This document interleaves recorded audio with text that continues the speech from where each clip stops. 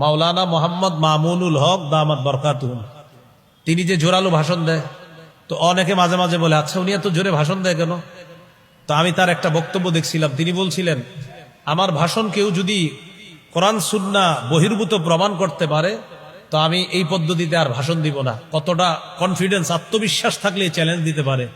তো আমি এটা শুনে বুঝতে পারছি বাস্তবিকই তিনি যে পদ্ধতিতে ভাষণ দেয়, বিশেষ করে তিনি মাজলুমের পক্ষে বলে, জালেমের বিরুদ্ধে বলে, মুনাফিকদের বিরুদ্ধে বলে, আর মুনাফিকদের বিরুদ্ধে, জালেমের বিরুদ্ধে কঠোর ভাষা অবলম্বন, তাদের প্রতি কঠোর হওয়া, এটা আল্লাহ কোরআনে নির্দেশ দিয়েছে। কোথায়? সূরা তাহরিম ৯ নম্বর আয়াত। কোন সূরা? সূরা তাহরিম। কত নম্বর আয়াত? ৯ নম্বর আয়াত, ২৮ পারা ২০ নম্বর পৃষ্ঠা। আল্লাহ তাআলা বলেন, ইয়া আইয়ুহান নাবিয়্যু জাহিদিল কুফফার ওয়াল মুনাফিকিনা ওয়াগলুজ আলাইহিম। নবী আপনি কাফের এবং মুনাফিকদের বিরুদ্ধে লড়াই করেন এবং তাদের ব্যাপারে কঠোরতা অবলম্বন করেন। ওয়াগলুজ, কঠোর হন, আলাইহিম, তাদের বিরুদ্ধে। তাহলে তাদের উপর কঠোর হইতে আল্লাহ তাআলা আদেশ করছেন। নবী আপনি কাফের আর মুনাফিকদের বিরুদ্ধে লড়াই করেন আর তাদের বিরুদ্ধে আপনি কঠোর হন। তো কঠোর হইতে মুনাফিকদের বিরুদ্ধে এই হুকুম কার? আল্লাহ। ইবনে মাজাহ, কোন কিতাব? ৪৫ নম্বর হাদিসের বর্ণনা। এবার হাদিসটা বলি, বলার পর আপনারা মিলাবেন। আমাদের শাইখুল হাদিস সাহেবের সন্তান যে ভাষণ দেয়, ভাষণ মিলে কিনা দেখেন। কানান নবিয়্যু সাল্লাল্লাহু আলাইহি ওয়াসাল্লাম ইযা খাতাবা ইহমাররাত আইনা। কখনো কখনো নবী যখন ভাষণ দিতেন নবীর চোখগুলা লাল হয়ে যেত। চোখ কি তো ওয়া আলা সাউতুহু, নবীর আওয়াজ উঁচু হয়ে যেত। কি হইতো? তাহলে চোখ কি হইতো? আওয়াজ উঁচু হইতো। ওয়াশতাদ্দা গদাবুহু, নবীর রাগ খুব বেড়ে যেত। কি হইতো? তাহলে রাগ বাড়া, চোখ লাল হওয়া, আওয়াজ উঁচু হওয়া, কি আসেনি হাদিসে? আছে। এই জন্য কারো বিরোধিতা করার আগে আপনি শিউরে নিবেন যে আমার বিরোধিতাটা সঠিক কিনা। কানান নবিয়্যু সাল্লাল্লাহু আলাইহি ওয়াসাল্লাম ইযা খাতাবা, রাসূলুল্লাহ সাল্লাল্লাহু আলাইহি সাল্লাম যখন ভাষণ দিতেন, ইহমাররাত আইনা, নবীজির চোখ দুইটা লাল হয়ে যেত। ওয়া আলা সাউতুহু, আওয়াজ উঁচু হয়ে যেত। ওয়াশতাদ্দা গদাবুহু, প্রচন্ড রাগ বেড়ে যাইত নবীর। কান্নাহু মুনদিরু জাইশিন, যেন নবী কোন দলকে সতর্ক করতেছে, সতর্ক বাণী দিচ্ছে তাদেরকে। এইভাবে নবীর চোখ লাল হয়ে যেত, রাগ হয়ে যেতেন নবী, আওয়াজ উঁচু হয়ে যেত। তাহলে ক্ষেত্র বিশেষ আওয়াজ উঁচু করা, চোখ লাল করা, গলার রগ ফুলে যাওয়া, এটার প্রমাণ হাদিসে কোরআনে আছে না নাই? আছে। শাইখুল ইসলাম ইমাম ইবনে তাইমিয়া রাহমাতুল্লাহি আলাইহি বলেন, আদ-দাওয়াতু ইলাল্লাহি আদ-দাওয়াতু ইলাল ঈমানি বিহি ওয়া বিমা জাআত বিহি রুসুলুহু আলাইহিমুস সালাতু ওয়াস সালাম। আল্লাহর দিকে আহ্বান মানি আল্লাহর বিশ্বাসের দিকে আহ্বান, এবং আল্লাহর রাসূলগণ যা নিয়ে এসেছেন এইগুলার প্রতি আহ্বান করা, এটা হলো দাওয়াতের পারিভাষিক অর্থ। এইগুলো ১ নম্বর আলোচনা, দাওয়াতের আবিধানিক পারিভাষিক অর্থ। শায়েখ খিজির রহমতুল্লাহি আলাইহি বলেন, ৩ জিনিসের নাম দাওয়াত, ৪ জিনিসের নাম দাওয়াত। হাসসুন নাসি আলাল খায়রি ওয়াল হুদা ওয়াল আমরি বিল মারুফ ওয়ান নাহyi আনিল মুনকার, মানুষকে হেদায়েতের প্রতি উৎসাহিত করা, কল্যাণের প্রতি উৎসাহিত করা, সৎ কাজের আদেশ অসৎ কাজের নিষেধের প্রতি উৎসাহিত করা, এটার নাম হলো দাওয়াত। দ্বিতীয় আলোচনা হলো দাওয়াতের বিষয়বস্তু। দাওয়াতের বিষয়বস্তু হলো পূর্ণাঙ্গ জীবন বিধান, ইসলাম। পুরা ইসলামটাই হলো দাওয়াতের বিষয়বস্তু। ইসলামের যত বিধিবিধান আছে, সূরা আলে ইমরানের ১৯ নম্বর আয়াতে আল্লাহ বলেন, ইন্নাদ-দীনা ইনদাল্লাহিল ইসলাম, আল্লাহর কাছে দিন হলো ইসলাম। তাফসীরে জালালাইনে আসছে, ইন্নাদ-দীনাল মারদিয়্যা ইনদাল্লাহি হুয়াল ইসলাম। তাফসিরে জালালাইনে ব্যাখ্যা আসছে, ইন্নাদ্দীনা মানে ইন্নাদ্দীন আল মারদিয়া, মনোভূত পছন্দনীয় ধর্ম আল্লাহর কাছে হুয়াল ইসলাম, ইসলাম। তো ইসলামের যত বিধিবিধান আছে এই বিধিবিধানের প্রতি আহ্বান করা মানে দাওয়াত। এই দাওয়াতের এটাই হলো বিষয়বস্তু। সংক্ষিপ্তভাবে আল্লাহ তাআলা আমাদেরকেও দাওয়াত দিচ্ছেন। সূরা নিসা 136 নম্বর আয়াতে আল্লাহ বলেন, ইয়া আইয়ুহাল্লাযীনা আমানু আমিনু বিল্লাহ ওয়া রাসূলিহি ওয়াল কিতাবিল্লাযী নাযালা আলা রাসূলিহি ওয়াল কিতাবিল্লাযী আনজালা মিন ক্বাব। হে ঈমানদারগণ, তোমরা ঈমান আনো, বিশ্বাস স্থাপন করো আল্লাহর প্রতি, রাসূলের প্রতি, ওয়াল কিতাবিল্লাযী নাযালা আলা রাসূলিহি, এবং ওই কিতাবের প্রতি যে কিতাব আল্লাহ তাআলা তার রাসূলের উপর নাজিল করেছেন তথা কোরআন। ওয়াল কিতাবিল্লাযী আনজালা মিন ক্বাব, এবং কোরআনের পূর্বে যত কিতাব আল্লাহ নাজিল করেছেন এগুলার প্রতি বিশ্বাস স্থাপন করো। ওয়ামান ইয়াকফুর বিল্লাহ ওয়া মালাইকাতিহি ওয়া কুতুবিহি ওয়া রুসুলিহি ওয়াল ইয়াউমিল আখিরি ফাকাদ যাল্লা যালালাম বাঈদা। যে ব্যক্তি আল্লাহকে অস্বীকার করবে, ফেরেশতাদেরকে অস্বীকার করবে, আল্লাহর রাসূলদেরকে অস্বীকার করবে, আল্লাহর কিতাবগুলা অস্বীকার করবে, যে আখিরাতকে যে অস্বীকার করবে সে পথভ্রষ্ট হয়ে যাবে। বলি নাউজুবিল্লাহ। আল্লাহ বললেন ঈমান আনো আল্লাহর প্রতি, রাসূলের প্রতি, কোরআনের প্রতি, কোরআনের পূর্বে যা নাজিল করেছেন আল্লাহ এগুলার প্রতি ঈমান আনো। এই হলো সংক্ষিপ্তভাবে আল্লাহ তাআলা দাওয়াত দিলেন। কিন্তু এই কথাগুলা গবেষণা করলে দাওয়াতের ব্যাপক বিস্তৃত অর্থ চলে আসে। আল্লাহর প্রতি বিশ্বাস, রাসূলের প্রতি বিশ্বাস, কোরআনের প্রতি বিশ্বাস মানে পুরা কোরআন। তো পুরা কোরআনে তো দাওয়াতে ভরপুর। আর কোরআন বিশ্বাস করা মানে কোরআনের নির্দেশ মোতাবেক হাদিস বিশ্বাস করা, হাদিসে দাওয়াত, ভুরি ভুরি দাওয়াতের কথা। তো এখানে আল্লাহ তাআলা আমাদেরকে দাওয়াত দিলেন। এই হলো দাওয়াতের বিষয়বস্তু। 3 নম্বর, দাওয়াতের উদ্দেশ্য আল্লাহর সন্তুষ্টি অর্জন করা। দাওয়াতের উদ্দেশ্য আল্লাহর সন্তুষ্টি অর্জন করা। সূরা আনআমের 162 নম্বর আয়াতে আল্লাহ বলেন, কুল ইন্না সলাতি ওয়া নুসুকি ওয়া মাহইয়ায়া ওয়া মামাতি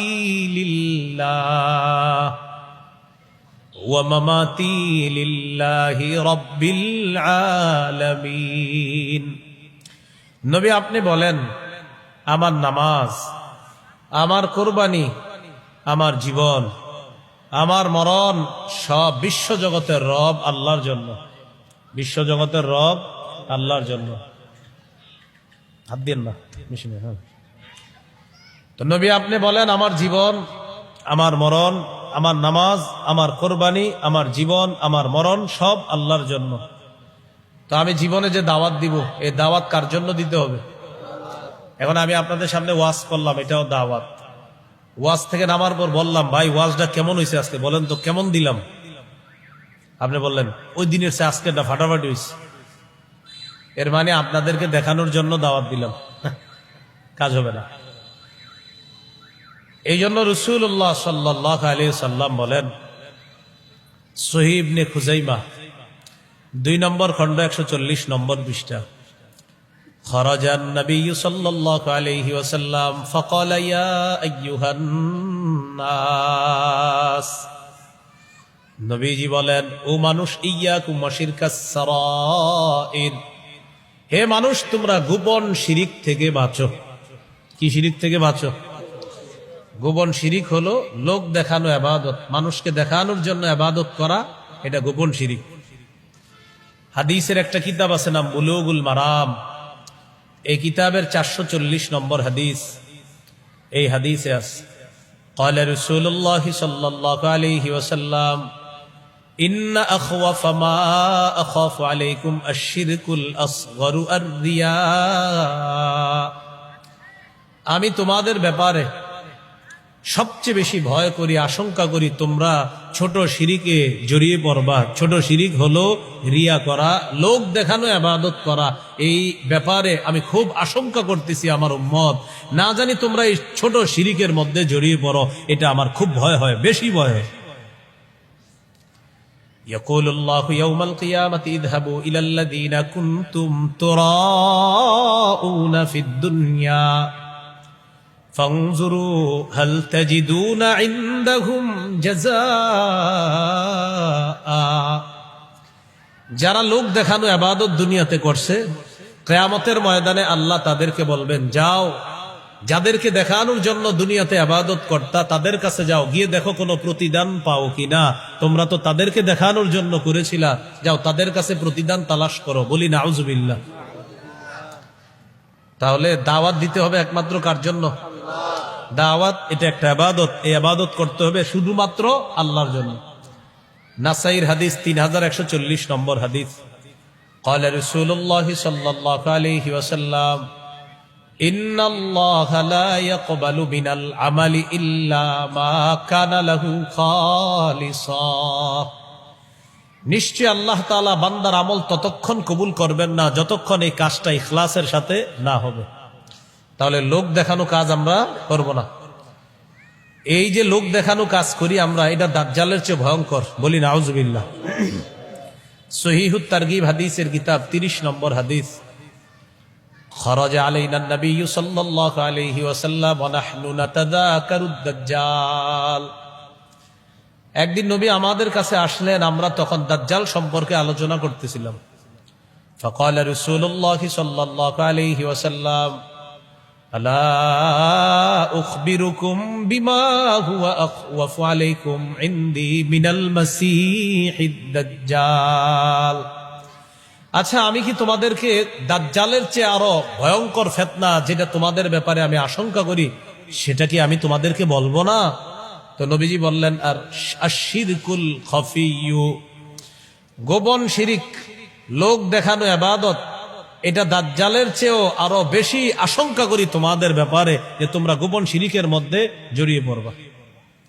আল্লাহ আমাদেরকে হেফাজত করেন। তাহলে ভাই, গোপন শিরিক করা যাবে না, লোক দেখানো ইবাদত করা যাবে না। ইকু দিয়ে রাখছেন, ইকু দিয়ে না, ইকু বন্ধ করেন, নরমাল রাখেন, নরমাল। আমি তো সঙ্গীত তারকাও না, কিছু না, একদম নরমাল রাখেন সব। হ্যাঁ, তো বক্স প্রয়োজনে দিবেন, আমি তো বক্সের কাজ পারি না। হ্যাঁ, রাসূলুল্লাহ সাল্লাল্লাহু আলাইহি সাল্লাম বললেন, ছোট শিরিক, গোপন শিরিক, লোক দেখানো ইবাদত করা। তাহলে দাওয়াতের উদ্দেশ্য আল্লাহকে খুশি করার জন্য দাওয়াত দেওয়া। আমার জীবনের ইবাদত, আমার দাওয়াত, আমার নামাজ, আমার রোজা, আমার হজ, আমি যা ভালো কাজ যা কিছু করব সব কার জন্য? আল্লাহর জন্য। তাহলে 1 নাম্বার জানলাম দাওয়াতের আবিধানিক পারিভাষিক অর্থ, 2 নাম্বার বিষয়বস্তু, 3 নাম্বার জানলাম দাওয়াতের উদ্দেশ্য। 4 নাম্বার এখন আমরা যে বিষয়টা জানবো সেটা হলো দাওয়াতের গুরুত্ব। দাওয়াতের গুরুত্ব বোঝার জন্য এটাই যথেষ্ট, আল্লাহ তাআলা নিজেই দাওয়াত দেয়। সুবহানাল্লাহ। সূরা ইউনূসের 25 নম্বর আয়াতে আল্লাহ বলেন, ওয়াল্লাহু ইয়াদউ ইলা দারিস সালাম। আল্লাহ শান্তির ঘরের দিকে দাওয়াত দেয়। অন্য আয়াতে আছে, ওয়াল্লাহু ইয়াদউ ইলাল জান্নাতি ওয়াল মাগফিরা। আল্লাহ জান্নাতের দিকে দাওয়াত দেয়, ক্ষমার দিকে দাওয়াত দেয়। চিন্তা করেন, আল্লাহ দাওয়াত দেয়, বান্দা আমি তোমাকে আহ্বান করতেছি ক্ষমার দিকে, তুমি আমার কাছে ক্ষমা চাও। আমি আহ্বান করলাম, আমি আল্লাহর কাছে ক্ষমা চাও, আমি আল্লাহ তোমাকে মাফ করে দিব। তাহলে বলেন, আল্লাহর কাছে ক্ষমা চাবো, এই দাওয়াতটা আমাদেরকে কে দিতেছে? আল্লাহ। জান্নাতের দাওয়াত, ক্ষমার দাওয়াত আল্লাহ দিতেছে। গুরুত্ব বুঝার জন্য যথেষ্ট। সূরা ইউসুফের 108 নম্বর আয়াতে আল্লাহ বলেন, কুল হাদিহি সাবিলি আদউ ইলাল্লাহ আলা বাসীরাতিন আনা ওয়া মানিত্তাবাআনি। নবী আপনি বলেন, এটাই আমার রাস্তা। আদউ ইলাল্লাহ, নবী বলেন এটা আমার রাস্তা। আদউ ইলাল্লাহ আলা বাসীরাতিন আনা ওয়া মান ইত্তাবাআনি, সুস্পষ্ট প্রমাণ সহকারে আমি এবং আমার অনুসারী, আমি নবীজি বললেন, নবী বলতেছে আমি আর আমার অনুসারী, আমি আপনি আমরা আমার অনুসারীরা সুস্পষ্ট প্রমাণ সহকারে আল্লাহর দিকে আহ্বান করি। তাহলে আল্লাহ দাওয়াত দেন, নবী দাওয়াত দেন, নবীর অনুসারী যারা তারাও কি করে দাওয়াত দেয়।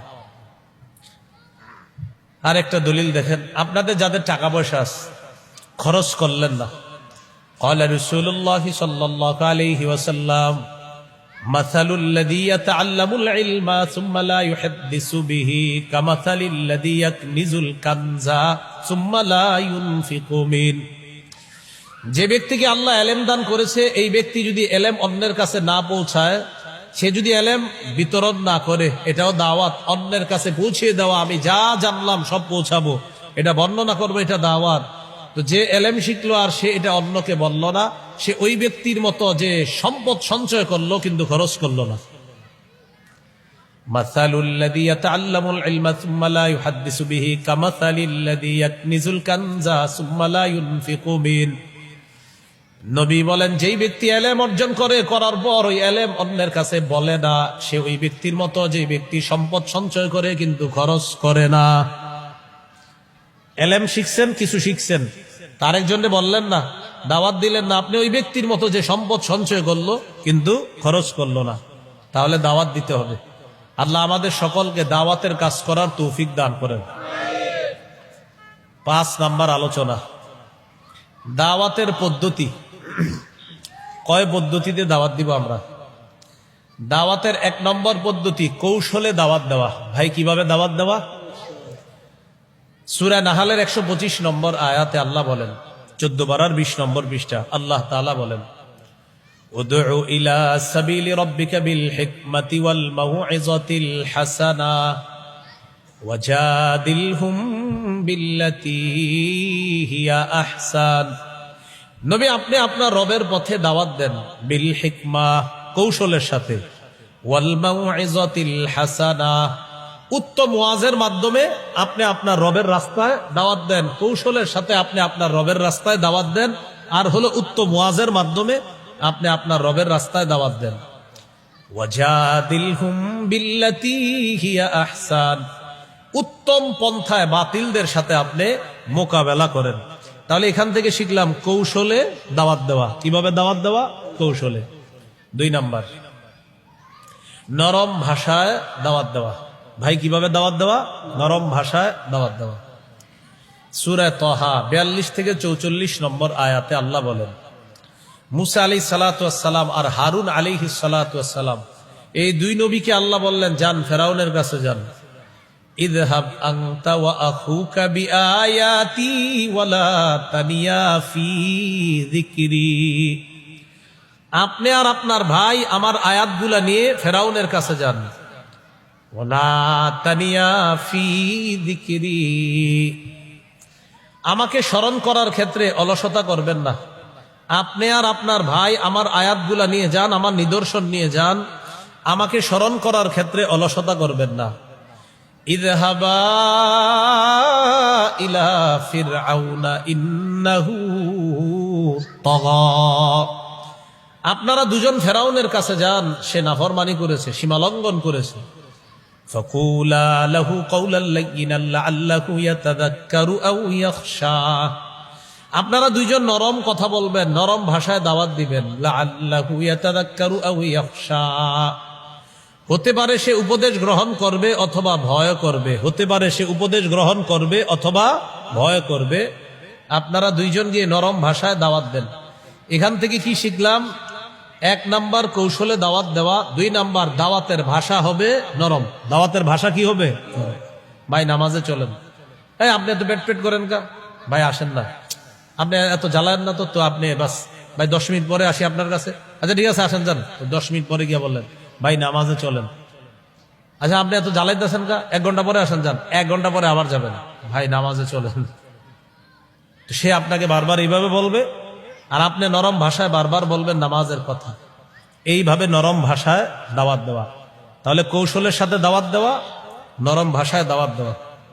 তো 1 নাম্বার কৌশলের সাথে দাওয়াত দেওয়া। 2 নাম্বার নরম ভাষায় দাওয়াত দেওয়া। তাহলে নরম ভাষায় দাওয়াতের দলিলটা পাইলাম সূরা তহা 42 নম্বর আয়াতে হলো মুসা নবী আর হারুন নবীকে বললেন আমার নিদর্শনাবলী নিয়ে যান।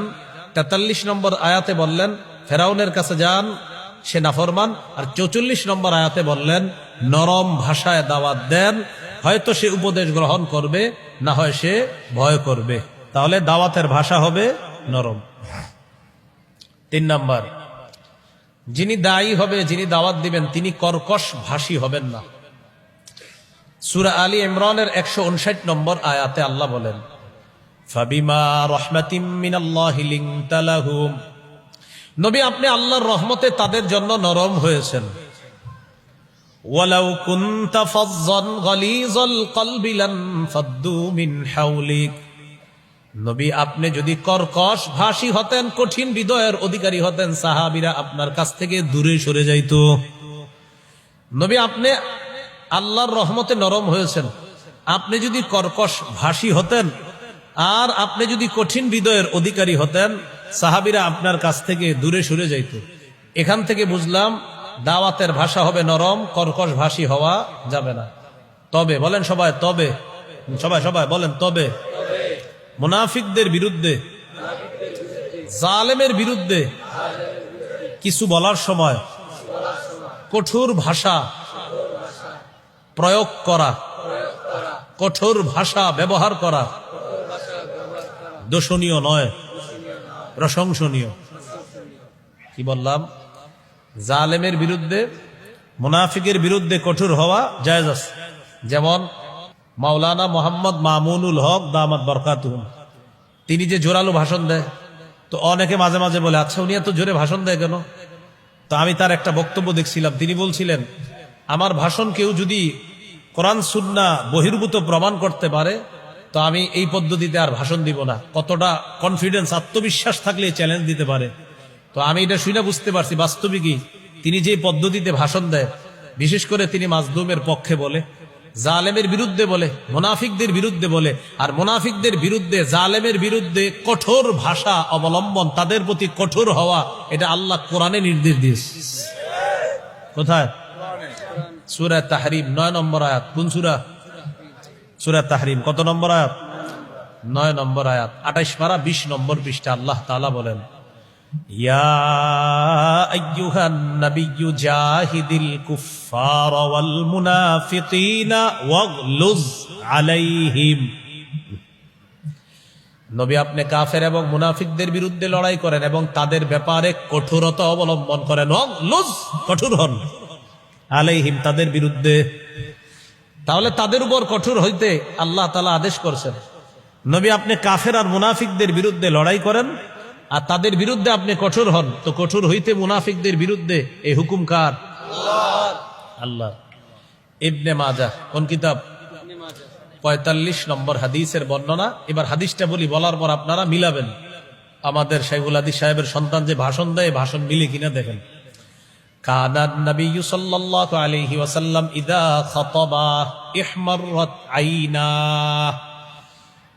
কখনো কখনো নবী যখন ভাষণ দিতেন নবীর চোখগুলা লাল হয়ে যেত। চোখ কি তো? ওয়া আলা সাউতুহু, নবীর আওয়াজ উঁচু হয়ে যেত। কি হইতো? তাহলে চোখ কি হইতো? আওয়াজ উঁচু হইতো। ওয়াশতাদ্দা গদাবুহু, নবীর রাগ খুব বেড়ে যেত। কি হইতো? তাহলে রাগ বাড়া, চোখ লাল হওয়া, আওয়াজ উঁচু হওয়া, কি আসেনি হাদিসে? আছে। এই জন্য কারো বিরোধিতা করার আগে আপনি শিউরে নেবেন যে আমার বিরোধিতাটা সঠিক কিনা। কানান নবিয়্যু সাল্লাল্লাহু আলাইহি ওয়াসাল্লাম ইযা খাতাবা, রাসূলুল্লাহ সাল্লাল্লাহু আলাইহি সাল্লাম যখন ভাষণ দিতেন, ইহমাররাত আইনা, নবীজির চোখ দুইটা লাল হয়ে যেত। ওয়া আলা সাউতুহু, আওয়াজ উঁচু হয়ে যেত। ওয়াশতাদ্দা গদাবুহু, প্রচন্ড রাগ বেড়ে যাইত নবীর। কান্নাহু মুনদিরু জাইশিন, যেন নবী কোন দলকে সতর্ক করতেছে, সতর্ক বাণী দিচ্ছে তাদেরকে। এইভাবে নবীর চোখ লাল হয়ে যেত, রাগ হয়ে যেতেন নবী, আওয়াজ উঁচু হয়ে যেত। তাহলে ক্ষেত্র বিশেষ আওয়াজ উঁচু করা, চোখ লাল করা, গলার রগ ফুলে যাওয়া, এটার প্রমাণ হাদিসে কোরআনে আছে না নাই? আছে। তাহলে আবার বলছি, এক নাম্বার কৌশলে দাওয়াত দেওয়া, 2 নাম্বার নরম ভাষায় দাওয়াত দেওয়া, 3 নাম্বার কর্কশ ভাষী না হওয়া, 4 নাম্বার কথা প্রয়োজনে মুনাফিকের বিরুদ্ধে, জালেমের বিরুদ্ধে কঠোর ভাষা ব্যবহার করা যেতে পারে, এর অনুমতি কোরআন দিয়েছে, হাদিস দিয়েছে। আল্লাহ আমাদের সকলকে আজকে থেকে সামনে আগামীর জীবনে বুঝা শুইনা বিরোধিতা করার তৌফিক দান করে না। এই জন্য আমি তারে দেখতে পারি না বলে বিরোধিতা করা, এরকম মানসিকতা বর্জন করা, ঠিক আছে না ইনশাল্লাহ? হ্যাঁ, আমাদের সমাজের নিয়ম হলো আমি যারা দেখতে পারি না তার সব ভুল। আপনি যারা দেখতে পারবেন না হ্যাঁ সব, মানে হ্যাঁ সঠিক বললেও ভুল, বলবে উনি সঠিক কথাটা তো আরেকটু এইভাবে বলতে পারতো, মানে হ্যাঁ সব ভুল এরকম। তো এই জন্য আমরা কারো ভুল ধরার আগে নিশ্চিত হয়ে নিব আমি যার ভুল ধরতেছি যে আসলে তার ভুল না, আমি ভুল জানতেছি। আল্লাহ আমাদেরকে বুঝার তৌফিক দান করেন। এগুলো 5 নাম্বার আলোচনা। 6 দাওয়াতের ফজিলত। দাওয়াতের 1 নম্বর ফজিলত, যারা দাওয়াত দিবে আল্লাহ কোরআনে তাদেরকে সফল বলে ঘোষণা করছে। সূরা আলী ইমরানের 104 নম্বর আয়াতে আল্লাহ বলেন, ওয়ালতাকুম মিনকুম উম্মাতুন ইয়াদউনা ইলাল খায়র ওয়া ইয়ামুরুনা বিল মা'রুফি ওয়া ইয়ানহাউনা আনিল মুনকার ওয়া উলাইকা হুমুল মুফলিহুন। আল্লাহ তাআলা বলেন, তোমাদের মধ্যে এমন একটা দল হওয়া উচিত যারা মানুষকে কল্যাণের প্রতি আহ্বান করবে, সৎ কাজের আদেশ করবে, অসৎ কাজ থেকে নিষেধ করবে। আল্লাহ তাআলা বলেন, ওয়া উলাইকা হুমুল মুফলিহুন। আল্লাহ বলেন তারাই সফল, আমি আল্লাহ কোরআনে ঘোষণা করলাম। 3 গুণ থাকলে সফল। কয় গুণ? বলেন, কল্যাণের পথে ডাকা, সৎ কাজের আদেশ করা, অসৎ কাজের নিষেধ করা, তাহলে সফল হওয়া যাবে। মনে থাকবেন ইনশাআল্লাহ? তাহলে আজকে থেকে 3 গুণ নিজের মধ্যে আনবো। কল্যাণের পথে আহ্বান করব, সৎ কাজের আদেশ করব, অসৎ কাজের নিষেধ করব। আল্লাহ তৌফিক দান করেন। 2 নাম্বার, যিনি দাওয়াত দেয় তার দাওয়াতের এই কথাগুলা পৃথিবীর শ্রেষ্ঠ কথার অন্তর্ভুক্ত হয়ে যায়। সুবহানাল্লাহ। সূরা হামিম আস-সাজদা 33 নম্বর আয়াত, 24 পারা 19 নম্বর পৃষ্ঠা আল্লাহ তাআলা বলেন, ওয়ামান আহসানু কাওলাম মিম্মান দাআ ইলাল্লাহ। ওই ব্যক্তির চেয়ে উত্তম কথা আর কার হতে পারে যে মানুষকে আল্লাহর দিকে আহ্বান করে। এই আয়াতে শ্রেষ্ঠ আহ্বানকারী হলেন মুহাম্মদ সাল্লাল্লাহু আলাইহি সাল্লাম। সুবহানাল্লাহ। মাখলুকের মধ্যে শ্রেষ্ঠ আহ্বানকারী কে বলেন তো? মুহাম্মদ সাল্লাল্লাহু আলাইহি সাল্লাম। এরপরে শ্রেষ্ঠ আহ্বানকারী কারা? আম্মাজান আয়েশা সিদ্দিকা রাদিয়াল্লাহু তাআলা আনহা বলেন, আল মুআদ্দিনুনা সুলাহা হিনা ইয়াকুলুনা হাইয়া আলাস সালাহ হাইয়া আলাল ফালাহ। মুয়াজ্জিন সাহেব যখন বলে হাইয়া আলাস সালাহ, মুয়াজ্জিন যখন বলে হাইয়া আলাল ফালাহ, মুয়াজ্জিনের এই আহ্বানটা পৃথিবীর শ্রেষ্ঠ আহ্বানের একটা আহ্বান হয়ে যায়। এজন্য আজানটা বিশুদ্ধভাবে শিখা একটু মসজিদে গিয়ে মাঝে মাঝে চান্স নিবেন, আজানের চান্স নিবেন। আবার মুয়াজ্জিন সাহেব গিয়ে বললেন না, হুজুর আপনি খালি ফজিলত কামাই করবেন, আমাদেরকেও দেন। আগে আপনি বিশুদ্ধ শিখতে হবে, এরপর গিয়ে আপনিও চান্স নিবেন। তো এটাও আপনার শ্রেষ্ঠ আহ্বান। আর এই যে কল্যাণের পথে ডাকা, এই যে কোরআনের কথা বলা, আমার পরে অনেক উলামায়ে কেরাম কথা বলবেন, এটাও কল্যাণের প্রতি আহ্বান, এটাও দাওয়াত। এই কোরআন সুন্নাহর আহ্বানগুলোও শ্রেষ্ঠ আহ্বানের অন্তর্ভুক্ত হয়েছে। 3 নাম্বার ফজিলত, এটা একটু আমার সাথে বললে মনে থাকবে। বলেন, আমি যাকে দাওয়াত দিব তিনি যদি ওই কাজ করেন, তার কাজের ফলাফল আল্লাহ তাকে দিবেন। তার ফলাফল না কমিয়ে ওই পরিমাণ ফলাফল, ওই পরিমাণ সওয়াব, ওই পরিমাণ প্রতিদান আল্লাহ আমাকেও দিবেন। সুবহানাল্লাহ। আর সুন্দরভাবে বুঝাইলে বুঝবেন। আমি আপনাদেরকে বললাম ভাই আপনারা দাওয়াত দিয়েন, তো বললেন ঠিক আছে। ঘটনাচক্রে আমার এই কথায় কয়েকজন আগামীকাল থেকে আপনারা কিছু মানুষকে নামাজের দাওয়াত দেওয়া শুরু করছেন। আপনারা যতজন দাওয়াতটা দিবেন এই পরিমাণ লোকের সওয়াব আপনারাও পাবেন, আল্লাহ আপনাদের সওয়াব না কাইটা আমাকেও দিবে। এই জন্য আপনারা দাওয়াত দিয়েন না, কারণ এত সওয়াব যদি আল্লাহ আমারে দেয় আপনারা টেনশন না দিবে। আমার জন্য সওয়াব দরকার আসেনি। আল্লাহর রাস্তায় একটু দাওয়াতের কাজ করবেন, হ্যাঁ, সৎ কাজের আদেশ করবেন, কল্যাণের প্রতি ডাকবেন। আর আমার কথায় যেই কয়জন অনুপ্রাণিত হয়ে নতুন করে কাজ শুরু করবেন, ইনশাল্লাহ আমি আশাবাদী আল্লাহ আমাকেও সওয়াব দান করবেন। সহিহ মুসলিমের বর্ণনা 6697 নম্বর হাদিস। এটা হলো আপনাদের পকেটের উস্তাদ অনুযায়ী, আর মাদ্রাসার পাঠ্যপুস্তক অনুসারে 2674 নম্বর হাদিস, মাদ্রাসার পাঠ্যপুস্তক অনুসারে। আর আপনাদের যে উস্তাদ নিয়ে সারাক্ষণ ঘুরেন যেটা, ওইটা অনুযায়ী 6697 এই হাদিসের মধ্যে আছে। قال رسول الله صلى الله عليه وسلم من دعا إلى هدى كان له من الأجر مثل أجور من تبعا لا ينقص ذلك من أجورهم شيئا। যে ব্যক্তি কাউকে হেদায়েতের প্রতি আহ্বান করলো, তার আহ্বানে যতজন সাড়া দিবে, ওই পরিমাণ মানুষ যারা তার কথার অনুসরণ করলো, তাদেরকে যে সওয়াব আল্লাহ দান করবেন, তাদের সওয়াব না কেটে আল্লাহ আহ্বানকারীকেও ওই পরিমাণ সওয়াব দিয়ে দিবেন। এবার কি বলে দেখেন, ওমান দাআ ইলা দালালাতিন কানা আলাইহি মিনাল ইসমি মিসলু আসামি মান তাবিআ। কোন ব্যক্তি কাউকে যদি পথভ্রষ্টতার দিকে আহ্বান করে, খারাপ কাজের দিকে আহ্বান করে, কানা আলাইহি মিনাল ইসমি মিসলু আসামি মান তাবিআ, দাওয়াত দিছে, তার আমলনামায়ও চলে যাবে, বলি নাউজুবিল্লাহ। তাহলে যে সিনেমা হল চালু করে, আপনার এজন্য আমার সাথে বলেন, আমরা কখনো স্বপ্নেও যেন খারাপ কাজের আবিষ্কারক না হই, আমার মাধ্যমে যেন কোনো খারাপ কাজের সূচনা না হয়। আল্লাহ যেন আমার মাধ্যমে ভালো কাজের সূচনা করেন। তাহলে দেখেন কত মানুষ খারাপ কাজের সূচনা করে, খারাপ কাজের সূচনা করে প্রতি বছর হজ করতেছে, আবার পেপারেও দেয় এটা আমার 41তম, এটা আমার 43তম, এটা আমার 45তম, তাই না? আল্লাহ হেফাজত করেন। আরেকটা হাদিস দেখেন, একটা ভালো কাজ করবেন আপনি, এই মুহূর্তে একটা গাড়ি দরকার। তো আমি বললাম আপনি যান না, একটা টান দিয়ে ওই হুজুরে নিয়ে আসেন। এবার আমার পরে আলোচক আসবে অনেকে, তো আমি বললাম যে মুফতি হাবিবুর রহমান মেজবা সাহেবের একজনে গিয়ে মোটরসাইকেল দিয়ে টান দিয়ে নিয়ে আসেন। এটা এই কথাটা আমি বললাম কয়েকজনকে, আপনাদের একজন। তো আপনি বললেন হুজুর আমার কাছে মোটরসাইকেল নাই। তো আমি বললাম ও আপনি কাজ করেন, অমুকের কাছে গিয়ে মোটরসাইকেলটা চান, আমার কথা বললেই দিয়ে দিবে। তো আপনি অমুকের কাছে গিয়ে মোটরসাইকেল নিলেন, নেওয়ার পর ওই একটু দূরে জ্যামে পড়ছে হুজুরে, ওখান থেকে গিয়ে তাকে আপনি মোটরসাইকেল রিসিভ করে নিয়ে আসলেন, আর তিনি আপনাদেরকে কিছু কোরআন হাদিসের কথা শোনাইছে। আমি কি মোটরসাইকেল দিতে পারছি?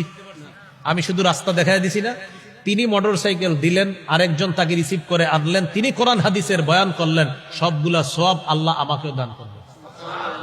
আমি রাস্তা দেখাই দিছি। দলিল আবু দাউদ 5139 নম্বর হাদিস। এই হাদিসের মধ্যে আছে রাসূলুল্লাহ সাল্লাল্লাহু আলাইহি সাল্লামের কাছে এক সাহাবী আসছে, একদম আমি যে মোটরসাইকেল বলছি খারাপ বলি নাই, ওই যুগের বাহন ঘোড়া, তো এই যুগে নবীজির কাছে গিয়ে বলতেছে হুজুর ইন্নী উবদিআ ফাহমিলনি, হুজুর আমার বাহন নাই, একটা বাহনের ব্যবস্থা করে দেন। ফাকালা রাসূলুল্লাহ সাল্লাল্লাহু আলাইহি ওয়াসাল্লাম লা আজিদু মা আহমিলুকা আলাইহি, তোমাকে দেওয়ার মতো এই মুহূর্তে আমার কাছে বাহন নাই। ওয়ালাকিন ইতি ফুলানান ফালাআল্লাহু আইয়াহমিলাকা, এক কাজ করো, তুমি অমুকের কাছে যাও, সে তোমাকে বাহনের ব্যবস্থা করে দিবে। তুমি অমুকের কাছে যাও, সে তোমাকে বাহনের ব্যবস্থা করে দিবে। একটু বুঝেন। আবার বলতেছি, নবীজি বাহন দিতে পারলেন না, নবী বললেন অমুকের কাছে যাও, সে তোমাকে বাহনের ব্যবস্থা করে দিবে। তো সাহাবী তার কাছে গেলেন, বাহনের ব্যবস্থা করে দিলেন। বাহন নিয়ে নবীর কাছে আসছে, আসার পর বলে হুজুর আপনি বলছেন তিনি আমাকে বাহন দিছে। নবীজি বললেন মান দাল্লা আলা খাইরিন ফালাহু মিসলু উজুরি ফাইলিহি, যে ব্যক্তি কাউকে কল্যাণের রাস্তা দেখা দেয়, এই রাস্তা দেখানোর পর যতগুলা সওয়াব ওই জায়গায় হলো, এই সওয়াবগুলা কল্যাণের পথে যিনি রাস্তাটা দেখায় দিলেন, আল্লাহ তাকেও সওয়াব দান করবেন। তাহলে এই জন্য এই ভালো ভালো কাজগুলা আমরা কিন্তু চাইলে করতে পারি, বলেন ইনশাআল্লাহ। করবো তো ইনশাআল্লাহ। তো এই গেল 3 নাম্বার ফজিলত, দাওয়াত। 3 নাম্বার না 4 গেল? 3 নাম্বার নাকি? আচ্ছা যাক, ফজিলত গেল। আরেকটা ফজিলত শুনেন, যারা দাওয়াত দিবে তারা দাওয়াত দেওয়া মাত্র আল্লাহ রসুলের সঠিক কথাগুলো যদি জাতির কাছে পৌঁছায়, ওই মুহূর্তে নবীর একটা দোয়া তারা পেয়ে যাবে। সুবহানাল্লাহ। যেমন আজকে আমি আপনাদের সামনে যতগুলো আয়াত বললাম, হাদিস বললাম, আমি আশাবাদী আমি আল্লাহ রসুলের দোয়া পেয়ে গেছি। আশাবাদী, আশা তো রাখতে পারি, তিরমিজির হাদিস 2657 নম্বর হাদিস, 2657 এই হাদিসের মধ্যে আছে قال رسول الله صلى الله عليه وسلم نضر الله امرأ سمع منا فبلغه كما سمع। রাসূলুল্লাহ সাল্লাল্লাহু আলাইহি সাল্লাম বলেন, ওই ব্যক্তিকে আল্লাহ আলোকময় বানায়া দেখ, আল্লাহ তাকে উজ্জ্বল করেন, যেই ব্যক্তি আমার কাছ থেকে কিছু শুনলো, জানলো, আর ওই জানছে শুনছে যেইভাবে সেইভাবে অন্যের কাছে প্রচার করে দিল, পৌঁছায়া দিল। আমি নবী দোয়া করে গেলাম তাকে যেন আল্লাহ আলোকময় বানায়া দেয়, তাকে যেন আল্লাহ উজ্জ্বল করে, তাকে যেন আল্লাহ আলোকিত করে। নবীর দোয়া পাওয়া যায়। এই হলো আপনার দাওয়াতের ফজিলত। তাহলে কয় নাম্বার আলোচনা গেল? 1, আবিধানিক পারিভাষিক অর্থ। 2 নাম্বার, দাওয়াতের বিষয়বস্তু ইসলাম। 3 নাম্বার, দাওয়াতের উদ্দেশ্য আল্লাহ সন্তুষ্টি অর্জন করা। 4 নাম্বার, দাওয়াতের গুরুত্ব গেল। 5 নাম্বার গেল দাওয়াতের কৌশল, কিভাবে দাওয়াত দিব, পদ্ধতি। 6 নাম্বার, দাওয়াতের ফজিলত। 7, দাওয়াত না দিলে কি হবে। 7 নাম্বার, দাওয়াত না দিলে কি ঘটনা ঘটবে। আবু দাউদের হাদিস 4339 নম্বর হাদিস। এই হাদিসের মধ্যে আছে জাবের রাদিয়াল্লাহু তাআলা আনহুর বর্ণনা। তিনি বলেন, সামিআতু রাসূলুল্লাহি সাল্লাল্লাহু আলাইহি ওয়াসাল্লাম ইয়াকুল মা মিন রাজুলিন ইয়াকুনু ফি কওমিন ইউমালু ফীহিম বিল মাআসি। কোন ব্যক্তি কোন এলাকার মধ্যে আছে আর ওই এলাকায় একটা খারাপ কাজ হয়েছে, ইয়াকদিরুনা আলা আইয়ুগাইরু ফালা ইউগাইরু ইল্লা আসাবাহুমুল্লাহু বিইকাবিন ক্বাবলা আইয়ামুতু।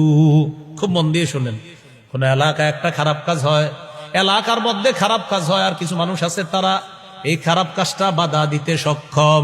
এলাকায় খারাপ কাজ হয়, এটা আপনারা বাধা দিতে সক্ষম। হঠাৎ একটা মাজার কেন্দ্রিক শিরিক শুরু হয়েছে, মনে করেন কবরে সেজদা দেওয়া শুরু, তো এটা আপনারা বাধা দিতে সক্ষম, কিন্তু বাধা দেন নাই। নবীজি বলেন, মরার আগে তাদের উপরে আল্লাহ গজব আনবে, তাদেরকে জানায় দেয়। কাদের উপর? এই যারা বাধা দেন নাই। সামর্থ্য ছিল বাধা দেওয়ার, ভাই বাধা দিলেন না কেন? তো জবাব দিলেন, আমার মন চাইছে এই জন্য আমি বাধা দিন। আপনি কি এরকম বললেন যে ভাই আপনি শিরিকে বাধা দিলেন না, সামর্থ্য ছিল না, সেটা আগে বলেন। আমার শক্তি সামর্থ্য ছিল বাধা দেওয়ার, দিছেন নি? না দিই নেই। কেন দেন নাই? হেডটা হে করুক, আমার কি। না, নবী বলেন তো মরার আগে আযাবের অপেক্ষা করো। তাহলে খারাপ কাজ দেখা যদি বাধা না দেন, মরার আগে গজব আসবে। আল্লাহ হেফাজত করেন। ক্বালা রাসূলুল্লাহি সাল্লাল্লাহু আলাইহি ওয়াসাল্লাম মান রাআ মিনকুম মুনকারান ফালইগাইয়িরহু বিয়াদিহি ফাইন লাম ইস্তাতি ফাবিলিসানিহি ফাইন লাম ইস্তাতি ফাবিকলবিহি। তোমাদের মধ্যে কেউ যদি অপছন্দনীয় কাজ দেখে, সেজন্য হাত দিয়ে বাধা দেয়, না পারলে জবান দিয়ে প্রতিবাদ করবে, না পারলে অন্তর দিয়ে ঘৃণা করবে, মানে পরিকল্পনা করবে কিভাবে এই কাজ বাধা দেওয়া যায়। এজন্য সামনে রমজান, মাশাআল্লাহ আমরা খুব ভালোই বলি ভাই রোজা রাখেন, কিন্তু যারা লাল কাপড় লাগায়া বিরিয়ানি বেচে দিনের বেলা, তাদের বিরুদ্ধে কয়জন কথা বলছি বলেন? অসৎ কাজের নিষেধ করা, এটা আমাদের সকলের করতে হবে। এই বছর উলামায়ে কেরামের নেতৃত্বে ইনশাআল্লাহ নিয়ত করে ফেলেন, রমজানে দিনের বেলা রমজানের পবিত্রতা নষ্ট হয় এমন কাজ করব না, করতে দিব না। এরকম নিয়ত করা যায় কিনা? ইনশাআল্লাহ। তাহলে অসৎ কাজে নিষেধ করতে হবে। ক্বালা রাসূলুল্লাহি সাল্লাল্লাহু আলাইহি ওয়াসাল্লাম লা তা'মুরুন্না বিল মা'রুফ ওয়া লা তানহাউন্না আনিল মুনকার আও লা ইউশিকান্নাল্লাহু আইয়াবাতা আলাইকুম ইকাবা সুম্মা তাদউনাহু ফালা ইস্তাজাবু লাকুম। নবী বলেন, অবশ্যই তোমরা সৎ কাজের আদেশ করবা, অসৎ কাজের নিষেধ করবা, অন্যথায় আল্লাহ তাআলা তোমাদের উপর এমন আযাব আনবেন, তখন তোমরা দোয়া করবা কিন্তু তোমাদের দোয়া কবুল হবে না। তখন তোমরা দোয়া করবা, তোমাদের দোয়া কবুল হবে না। এই জন্য ভাই মনে রাখতে হবে, অসৎ কাজ যখন দেখবো, বাধা না দিলে যখন গজবটা আসবে, ভালো মানুষের উপরেও কিন্তু গজব আসবে। যেমন এক হাদিসে আসছে, কোন এলাকায় যদি দুটি অপরাধ বেড়ে যায়, একটা হলো ব্যভিচার আর একটা সুদের কারবার, ওই এলাকার আল্লাহর আযাব দেওয়াটা বৈধ হয়ে যায়। ওই এলাকার উপর আল্লাহর আযাব দেওয়া বৈধ হয়। এখন সুদ খায় এলাকার মানুষ, আপনি জানেন, জানার পরে আপনি বাধা দেন নাই, বললেন কি হ্যাঁ খাইলে আমার কি। এই যে বললেন হ্যাঁ খাইলে আমার কি, এটা বলা যাবে? আপনি বলতে হবে, আপনি বাধা দিতে হবে, ভাই এটা অন্যায়, এটা করেন না। যদি আপনি বলেন না সে খাইলে আমার কি, এটা বলার সুযোগ নেই। আপনি বাধা দিতে হবে, আপনি তারে বুঝাতে হবে, আপনি বলতে হবে, অন্যথায় আল্লাহ তাআলা মৃত্যুর আগে গজব দিবে। আপনার সামর্থ্য ছিল, বা একটা হলো আপনার সামর্থ্য ছিল না, কিন্তু আপনি সক্ষম ছিলেন বলার, তারপরে বলেন নাই, খারাপ কাজে বাধা দেন নাই। তো নবীজি বলেন জানায়া দিবা ইল্লা আসাবাহুমুল্লাহু বিইকাবিন ক্বাবলা আইয়ামুতু, মৃত্যুর আগে আল্লাহ তাদেরকে আযাব দ্বারা পাকড়াও করবেন। তাহলে প্রিয় ভাইয়েরা, অসৎ কাজের আদেশ করা আর একটা হলো অসৎ কাজের নিষেধ করা। তাহলে দাওয়াত না দেওয়ার পরিণতিটা কিন্তু ভয়াবহ। আল্লাহ আমাদের সকলকে বুঝার তৌফিক দান করেন। গজব আসলে ভালো মানুষের উপরে আসতে পারে। করোনায় অনেক ভালো মানুষও মারা গেছে। এক হাদিসে আসছে একদল মানুষ কাবা ধ্বংস করতে আসবে। তো আম্মা জান আয়েশা সিদ্দিকা রাদিয়াল্লাহু তাআলা আনহা বললেন, হুজুর যারা আসবে কাবায় অনেকে তো হজ করতে আসবে, ভালো মানুষও আছে, খারাপ মানুষও থাকবে। নবী বললেন গজবে সবাই পড়বে, গজবের মধ্যে কিয়ামতের মাঠে কারা ভালো এই ফয়সালা আল্লাহ করবেন, তখন তাদেরকে জান্নাত দিবেন। সেই ফয়সালা কিয়ামতের মাঠে হবে। কিন্তু গজব যখন আসবে ভালো খারাপ সবাই গজবের মধ্যে পড়বে। তাহলে কি শিখলাম? খারাপ কাজ আমি তো করব না, কিন্তু আশেপাশে করলে সক্ষমতা থাকলে বাধা প্রদান করার চেষ্টা করব। বলেন ইনশাআল্লাহ। তাহলে এই 7টি কথা আমরা মনে রাখবো, মনে থাকবে না ইনশাআল্লাহ। তাহলে দাওয়াতের কাজ 1 নাম্বার আবিধানিক পারিভাষিক অর্থ শিখলাম। 2 নাম্বার পূর্ণাঙ্গ জীবন বিধানের দিকে দাওয়াত দেওয়া, এটা দাওয়াতের বিষয়বস্তু। 3 দাওয়াতের উদ্দেশ্য আল্লাহর সন্তুষ্টি অর্জন করা। 4 নাম্বার গুরুত্ব, আল্লাহ দাওয়াত দিয়েছেন, নবীজি দাওয়াত দিয়েছেন, সাহাবায়ে কেরাম দাওয়াত দিয়েছেন। 5 নাম্বার দাওয়াতের পদ্ধতি, কৌশলে দাওয়াত দেওয়া, নরম ভাষায় দাওয়াত দেওয়া, গরম ভাষা ব্যবহার না করা। প্রয়োজনে মুনাফিকদের বিরুদ্ধে, জালেমদের বিরুদ্ধে গরম ভাষা ব্যবহার করার সুযোগ আছে। 6 নাম্বার দাওয়াতের ফজিলত। 7 নাম্বার দাওয়াত না দেওয়ার ভয়াবহতা কি হতে পারে। আল্লাহ আমাদেরকে এই কথাগুলো বোঝার তৌফিক দান করেন। সর্বশেষ 8 নাম্বার কথা, দাওয়াতের কাজে একজন আমির দরকার। কি দরকার? বলেন কি দরকার? আমির দরকার। এমন আমির যে আমির কোরআনের বিরুদ্ধে বলবে না, হাদিসের বিরুদ্ধে বলবে না, কোরআন সুন্নাহর অপব্যাখ্যা দিবে না, এমন একজন আমির লাগবে। তো ওই আমির যদি কোনো ভুল করে, ওলামায়ে কেরাম যদি সেই ভুল ধরিয়ে দেয়, বাস সেই আমিরকে প্রত্যাখ্যান করতে হবে। সহিহ বুখারীর 4340 নম্বর হাদিসে আছে, নবী একটা দলকে এক এলাকায় পাঠাইছে। আলী রাদিয়াল্লাহু তাআলা আনহুর বর্ণনা, ওয়াস্তামালা আলাইহিম রাজুলাম মিনাল আনসার, এক আনসারী সাহাবীকে নবী আমির বানায়া দিলেন। তো আমির সাহেব সাহাবীদেরকে নিয়ে রওনা করলেন। নবী বললেন আমারহুম আইয়ুতিউহু, নবী হুকুম করছেন শোনো আমির যা বলবে সব শুনবা, নির্দেশ দিয়েছি সবাইকে আমিরের কথা মানবা। তো সূরা নিসার 59 নম্বর আয়াতে আছে আল্লাহকে মানো, রসুলকে মানো, দায়িত্বশীল যারা হবে তাদেরকে মানো, উদ্দেশ্য শাসক আমির ইত্যাদি যারা আছে সকলকে মানতে হবে। তো এই ক্ষেত্রে মনে রাখতে হবে আমিরকে নিঃশর্ত ভাবে মানা যাবে না, আল্লাহকে নিঃশর্ত ভাবে মানতে হবে, রসুলকে আল্লাহর হুকুমে নিঃশর্ত ভাবে মানতে হবে, কিন্তু আমিরকে নিঃশর্ত ভাবে মানা যাবে না। তো যাই হোক, নবীজি একজন সাহাবীকে পাঠাইলেন আর একটা দল পাঠাইলেন, আমির বানাইলেন একজনকে। আমির সাহেবের রাগ উঠছে, রাগ উঠার পর আমির সাহেব সবাইকে বললেন আলাইসা কদ আমারকুম রাসূলুল্লাহ সাল্লাল্লাহু আলাইহি সাল্লাম আন তুতিউনি, নবী কি তোমাদেরকে বলে নাই আমার আনুগত্য করার জন্য? তো সবাই বললেন জি বলছে। তো সাহাবী বললেন নবী যেহেতু বলছে এখন আমি যা বলবো সব শুনবা। ইজমাউলি হাতবা, আগুন নিয়ে আসো, তোমরা লাকড়ি নিয়ে আসো, কাঠ নিয়ে আসো। ফাজামাউলাহু, সবাই লাকড়ি আনছে। আনার পরে আমির সাহেব বললেন আউকিদুহা নার, লাকড়িগুলাতে আগুন লাগায় দাও। ফাওকাদুহা, তারা আগুন লাগায় দিছে। দেওয়ার পর আমির সাহেব বললেন উদখুলুহা, সবাই আগুনে ঝাঁপ দাও। কোথায় ঝাঁপ দাও? আগুনে ঝাঁপ দাও, প্রবেশ করো। ফাহাম্মু, তারা মানসিকভাবে প্রস্তুত হয়ে গেছে, সবাই রাজি, মানে তারা নিয়ত করে ফেলছে তারা ঝাঁপ দিবে। তো যখন ঝাঁপ দিবে, ঝাঁপ দেওয়ার আগে ফাজালা ইউমসিকু বাদুহুম বাদ, একজন আরেকজনকে বলা বলি করতেছে আচ্ছা আসলে কি ঝাঁপ দিমু, মানে একজন আরেকজনকে। ইয়াকুলুনা ফারারনা মিনান নার ইলা রাসূলিল্লাহি সাল্লাল্লাহু আলাইহি সাল্লাম, আরে আগুন থেকে বাঁচার জন্যই তো নবীর কাছে আসছে, বায়াত হয়েছে। সেই নবী আমিরের কথা মানতে বলছে, ঠিক আছে, কিন্তু আমিরের কথা মানতে গিয়ে আগুনে ঝাঁপ দিতে হবে, এটা জানি কেমন লাগতেছে আমাদের কাছে। তাহলে ঝাঁপ দিব কি দিব না, দিব কি দিব না, সিদ্ধান্তহীনতায় ভুগতেছে। ইতিমধ্যে হাত্তা খামাদাতিন নার, আগুন নিভে গেছে। বলেন আলহামদুলিল্লাহ। ওয়াসাকানা গদবহু, আমির সাহেবের রাগও ঠান্ডা হয়ে গেছে, আলহামদুলিল্লাহ। শুধু হযরত জিতটা 10-12 বছরেও ঠান্ডা হইল না। তো যাই হোক, আমির সাহেবের রাগ ঠান্ডা হয়ে গেছে। ঠান্ডা হওয়ার পর ঘটনাটা নবীজির কাছে গেছে। যাওয়ার পরে নবীজি বললেন সর্বনাশ, তোমরা ভালো করছো, আমিরের কথা শুই না ওই মুহূর্তে হুটহাট সিদ্ধান্ত নিয়ে আগুনে ঝাঁপ দেও নাই, ভালো করছো। লাউ দাখালুহা মা খারাজু মিনহা ইলা ইয়াউমিল কিয়ামা, নবী বললেন সর্বনাশ, তারা যদি আমিরের কথায় আগুনে ঝাঁপ দিত কিয়ামত পর্যন্ত আগুন থেকে বের হতে পারতো না। বলি নাউজুবিল্লাহ। রাসূল সাল্লাল্লাহু আলাইহি সাল্লাম বলেন ইন্নামাত তাআতু ফিল মারুফ, শেষে বললেন ন্যায়সঙ্গত কথা কাজ এগুলা শুধু মানবা, আল্লাহর নাফরমানি হয় এই জাতীয় কথা মানা যাবে না। সুবহানাল্লাহি ওয়া বিহামদিহি, সুবহানাকাল্লাহুম্মা ওয়া বিহামদিকা, আশহাদু আল্লা ইলাহা ইল্লা আনতা, আস্তাগফিরুকা ওয়া আতুবু ইলাইক। আমরা উঠাউঠি করব না। মেজবা সাহেব এসে গেছেন, মেজবা সাহেব আসছেন, মেজবা সাহেব হুজুর আসছেন, আইসা গেছে, আচ্ছা যাও। তো সবাই কাছাকাছি আসে, আইসা যেতেছে ইনশাল্লাহ, ওটাউটি করবো না ইনশাল্লাহ। আরো ওলামায়ে কেরাম আছেন, বড় বড় আলেমরা রয়ে গেছেন ইনশাল্লাহ। আমরা ইনশাল্লাহ বরকত নিয়ে এখান থেকে যাবো। আসসালামু আলাইকুম রহমতুল্লাহ।